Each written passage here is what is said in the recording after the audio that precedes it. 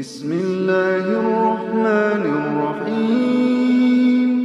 مثل الذين ينفقون أموالهم في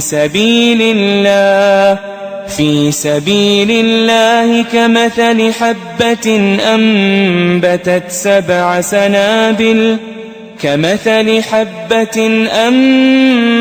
سبع سنابل في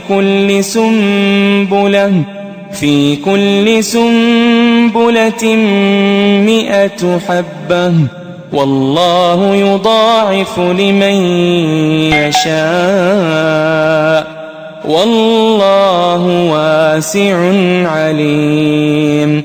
الذين ينفقون أموالهم في سبيل الله ثم لا يتبعون ما أنفقوا منا ولا أذى لهم أجرهم عند ربهم ولا خوف عليهم ولا هم يحزنون. قول معروف ومغفرة خير من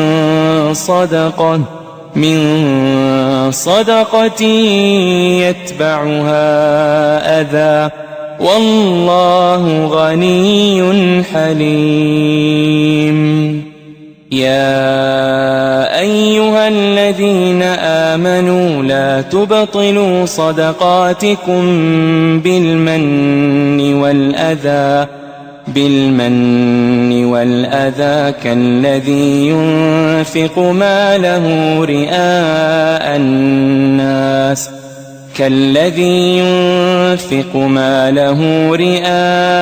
الناس ولا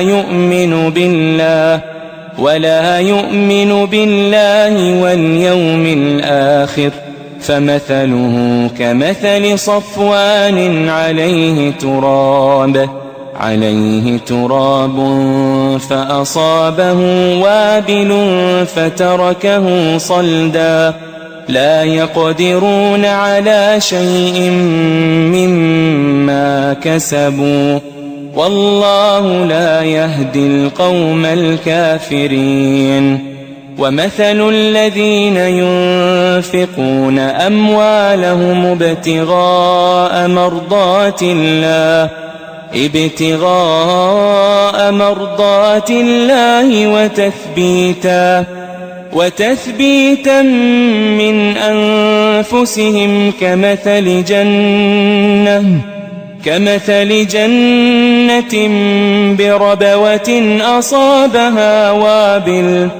أصابها وابل فآتت أكلها ضعفين فإن لم يصبها وابل فطل والله بما تعملون بصير. أيود أحدكم أن تكون له جنة من نخيل وأعناب تجري من تحتها الأنهار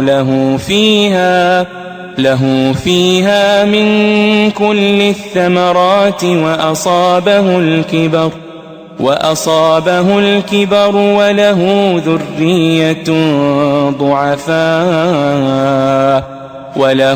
ذرية ضعفاء فأصابها إعصار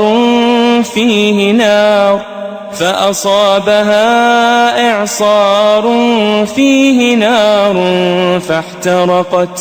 كذلك يبين الله لكم الآيات